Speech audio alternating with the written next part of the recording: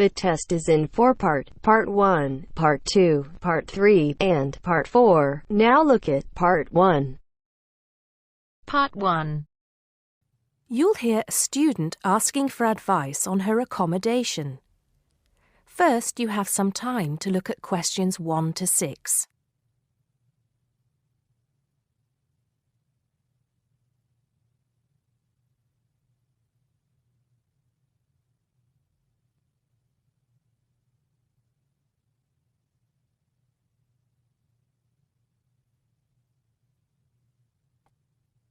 Now we shall begin.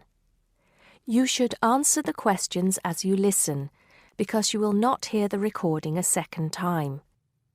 Listen carefully and answer questions 1 to 6. Good morning. So, what can I do for you? Well, it's about the accommodation where I'm staying at the moment. First, can you give me your name and address, please? Yes, I'm Maria Dominguez, and the address is 12 Pine Tree Terrace.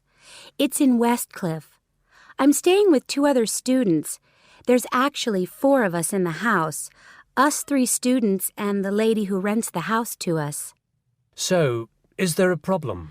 Well, there are a few, actually. You know, I'm a first-year student, and though I lived away from home for a while when I was studying over the summer in Mexico City, I've never lived abroad, and it's a big change for me. The course is tough, but that's not the main difficulty. I'm coping with that up till now, anyway. The accommodation was arranged for you by our office, wasn't it? It's a nice place by the sea. Okay, but it's difficult. There are only a few buses, and it takes about 50 minutes. It's just so far away, and there's no way I can get back if I want to stay on after 7. And also the other thing is, there's nothing to do there. It's basically just a village. All my friends stay on campus. What about the girls you live with? Do you get on with them? Well, when I see them, but one of them is hardly ever there. Mostly she stays in a house with friends. They've got plenty of extra space, you see. The other girl is quiet as a mouse and hardly ever leaves her room. The landlady's friendly enough, though a bit forgetful, and she doesn't keep the place very clean. I don't have any real problem with her as a person, though.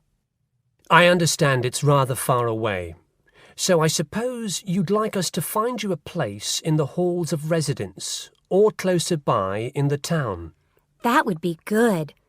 You did say in your brochure that most first-year students are offered a place in halls. I think it actually said final-year students have priority there. They need the library facilities more for studying for their finals.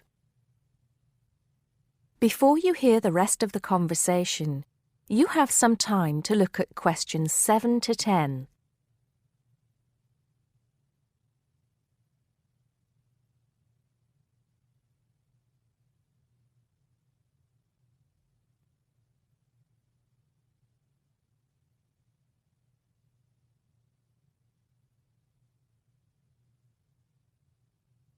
Now listen and answer questions 7 to 10. Anyway, let's see what we can do. Just a moment, I'll check what might be free. Sometimes students drop out or move from halls, though we were full at the beginning of term. By the way, have you checked the student notice boards? You know there's one in each of the 4 colleges, don't you? There are often requests for people to share houses, and it can be quite cheap. No, I hadn't thought of that, but it's a bit of a risk living with complete strangers. Now, I see there's a room free in Hillside College. That's the one with the tall tower, right? That's it. It's the smallest college and has a reputation for being quite fun. Oh, but it's a shared room. Would you consider that? That's going to be a problem for studying, isn't it? What if she plays music all the time, and maybe we won't have anything in common? Maria, I see you're studying history. So is this girl, Francesca. She's Italian. Well, at the moment I'm doing the General Humanities course, which includes history, but actually I'm planning to change to literature quite soon. That's not the thing, though. I really want a room on my own. Right. I'm afraid I don't see any other openings. There's nothing showing up on the computer, at least on campus. Well, if I have to stay where I am now, I'm going to find it more and more depressing. Here's one more thing we can try. The university owns several places on the Thanet Road and also by the West train station. Both of these are about a 20-minute walk down the hill. They're not the newest of buildings, but I could check for you. Can you come back tomorrow? Oh, no, that's Saturday. What about Monday? Yes, sure. I'd really appreciate it if you could do something for me. Let's hope so. That is the end of part 1. You now have half a minute to check your answers.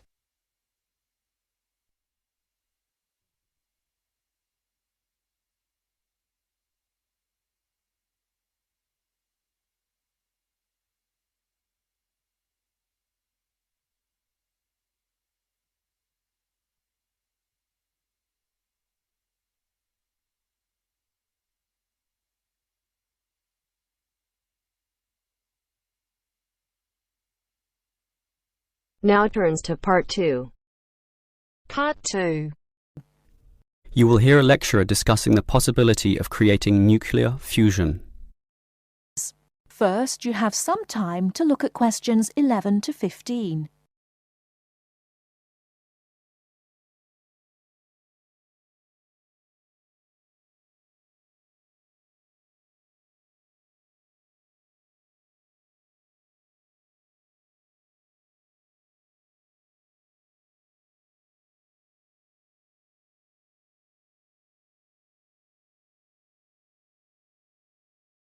Now, listen carefully and answer questions 11 to 15.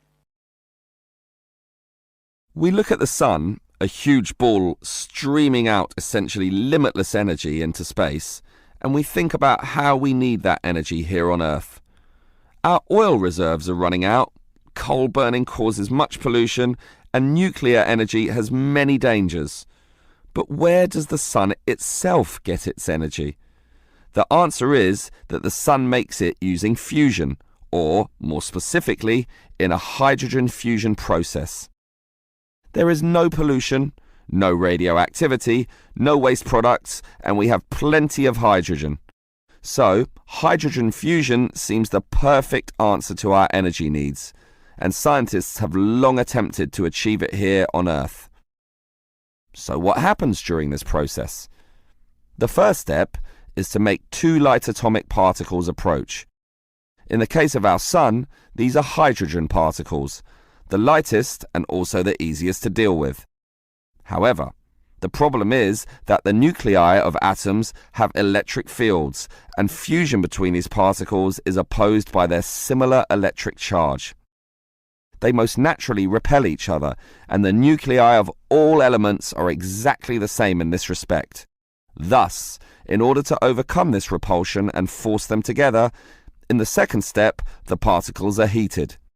The trouble is, you need a lot of heat, incredible temperatures of the sort only seen on the surface of the sun. This is many millions of degrees, far higher than the melting point of any known material.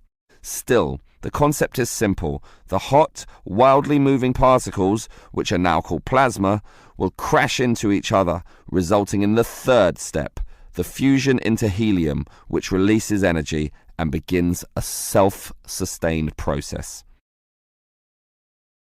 Before you hear the rest of the talk, you have some time to look at questions 16 to 20.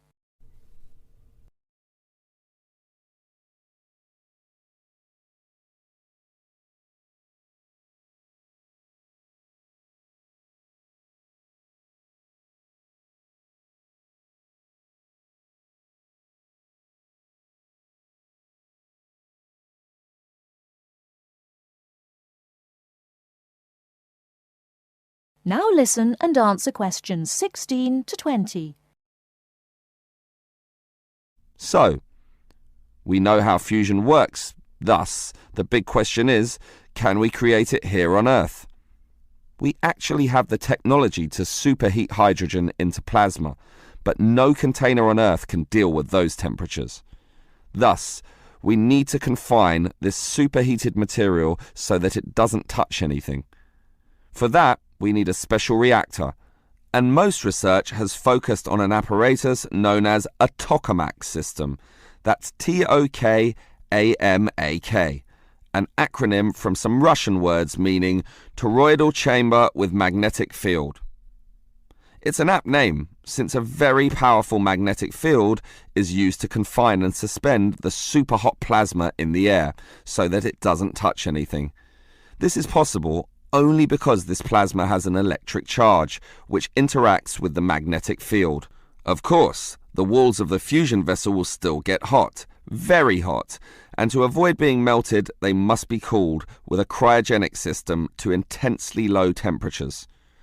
But now we are faced with the second problem. If we are to draw power from this system, the reaction must be continuous and controllable. However, when fusion begins, the plasma becomes unstable, and at these temperatures, that is a very serious situation. If we lose control, a disaster could result. Despite the obstacles, in 2010, a European device managed some success, but needed far more power to generate the fusion reaction than that produced from the fusion itself. Obviously then, it was not useful as a power source. More to the point, this system could only sustain a fusion reaction for a fraction of a second. Yet, to self-sustain, the fusion needs to run for at least 10 seconds. And the future looks bleak. Unfortunately, most scientists predict that many decades will have to pass before fusion power can become a practical reality. That is the end of part 2. You now have half a minute to check your answers.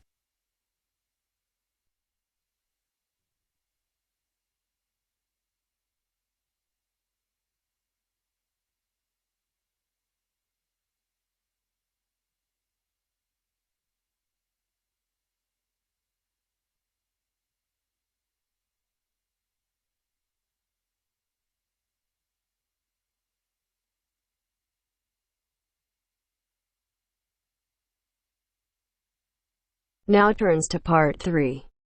Part 3. You will hear a student, Penny, talking to two friends, Ray and Louise, about a television competition Ray has entered called Travel Documentary. Before you hear the conversation, you have some time to look at questions 21 to 26.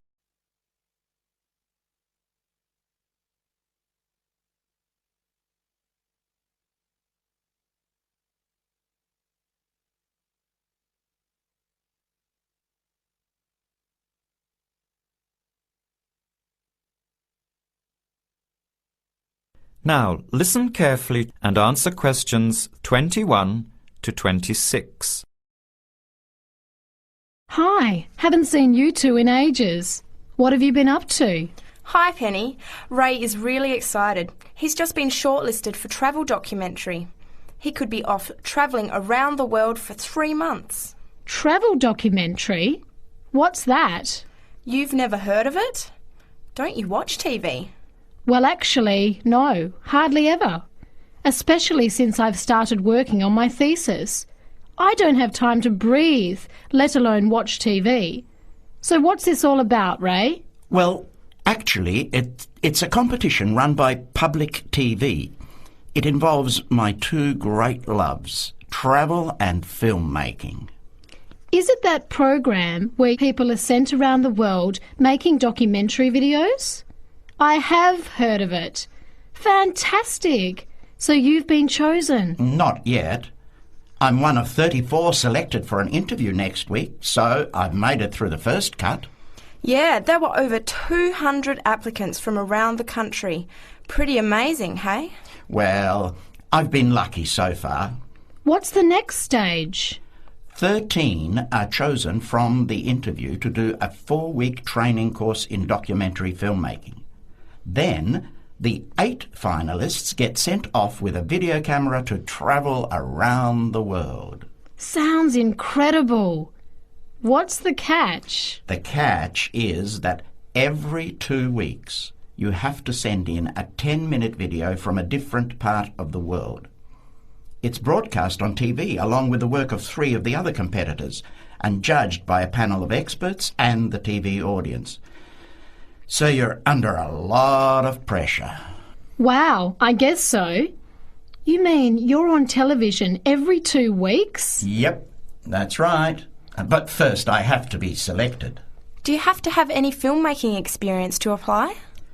Some background in photography or video making helps, but you're not supposed to be an expert. In fact, you can't apply if you've already worked in filmmaking. We all get the same 4-week course, so we start with the same skills. Can you go anywhere in the world you want? Each competitor makes up his or her own travel plans and has to get them approved. Before the conversation continues, you have some time to look at questions 27 to 30.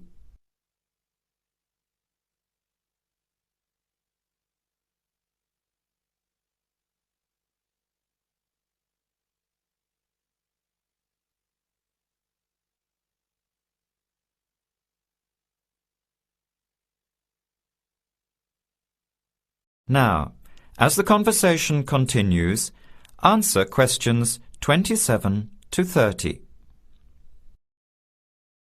Have you talked with anyone else who has done it? As a matter of fact, just last week I met Sarah Price, a girl from here who did it last year. What did she have to say about it? She said it was the most amazing experience of her life, but it was really tough at times. I think you'd have to be really brave to take off like that alone with so much responsibility. It's not like going on a holiday, is it? No. 2 weeks in a country, often where you can't speak the language, to find a story, film it, organise all the editing. Then you're off to a completely different part of the world to start all over again. Pretty exhausting, but exciting too. What a way to see the world. What about Sarah Price?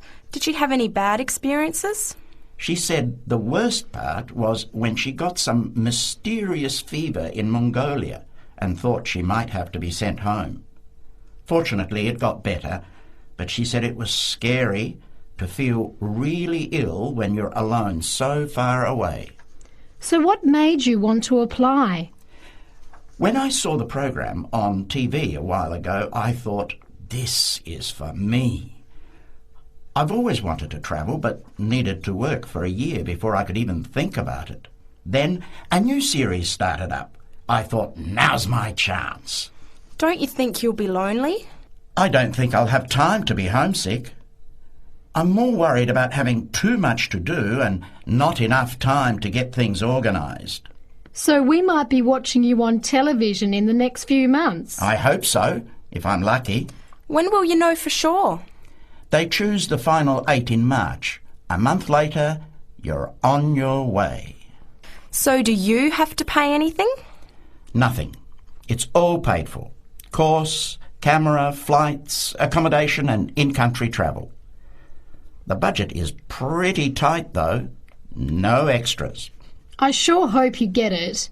Then I'll be finding time to watch at least one program on television every week. That is the end of part 3. You now have half a minute to check your answers.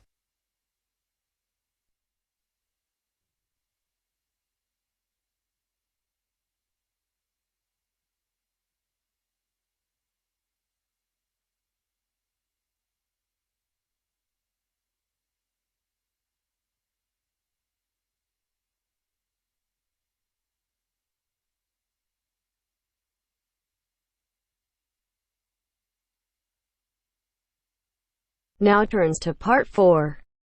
Part 4. You will hear part of a lecture on cities of the future. You now have 30 seconds to read questions 31 to 37.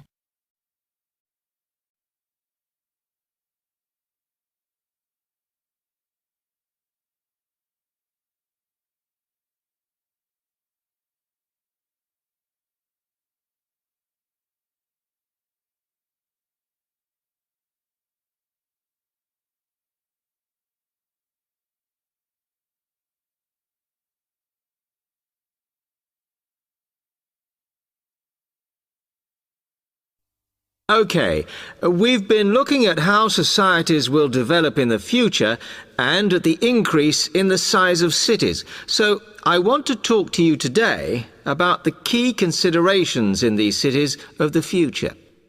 There are 3 key elements I want to look at, and these are the new features they will have, issues of size, and the main problems to be considered.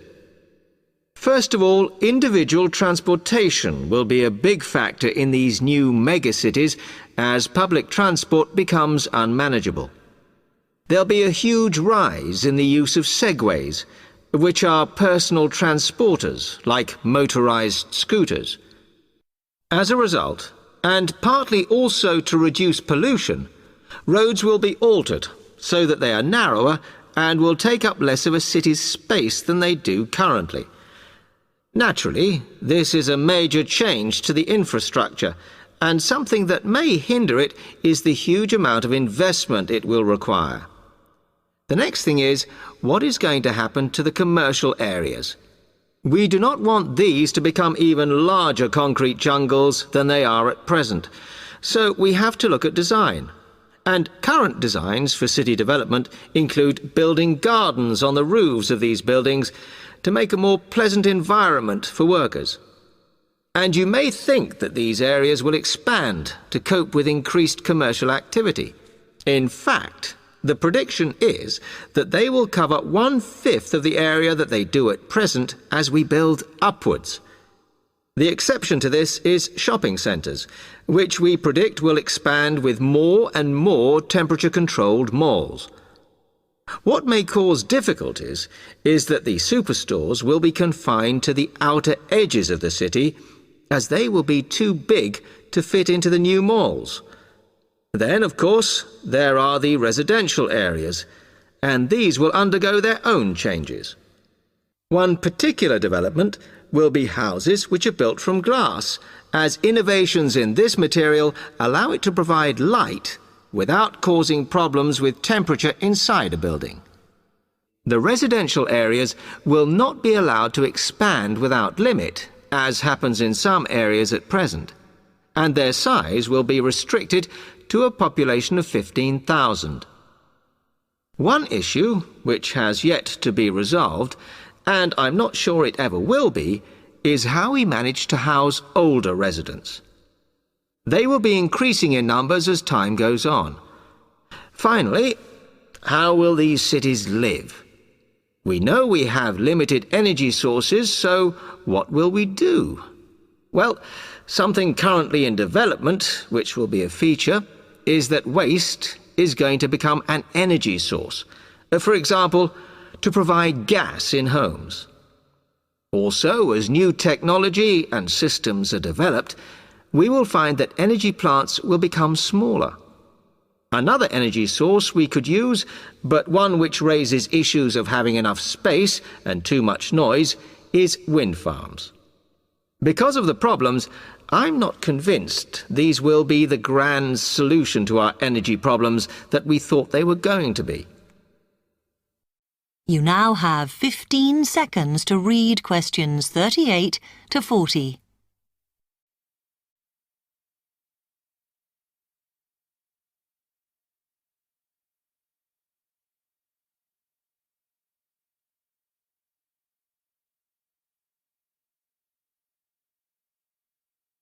Now, moving on to looking at the social aspect of cities, we need to look at housing and how people will live. Cities currently have flats in the centre, populated by single people and wealthier residents, and families tend to move to the outskirts. In the future, the centre of cities will see a dramatic change. We will see many more examples of cooperative buildings. This is where people join together to form a company that owns the building they live in. And despite continuing shortages, there will also be a rise in the provision of retirement homes in city centres so that the elderly can have easy access to hospitals and shops. Recently, we have seen a levelling off in the growth of private housing, and I think that will not change. But we are likely to see more social housing, as far fewer people will be able to afford to own their own homes. OK, now, if anybody has any...